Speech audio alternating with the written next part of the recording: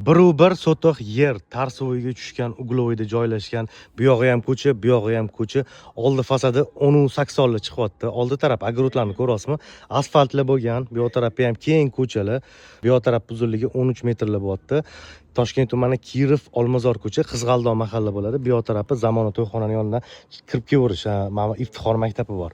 Xullas, oldi fasadi 10-80 chiqyapti, uzunasi 13 metrli.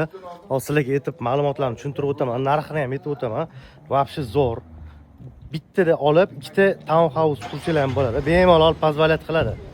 3 etajga qurishga ruxsat beraman deyaptilar. Podvol yaxlit bo'lsa, birinchi qavat, ikkinchi qavat. O'zi bitta butun yaxlit uchastka. Xullas, mana mana shu tarafini sotyaptilar. Orqa tarafi 666-70 li chiqyapti uzunasi.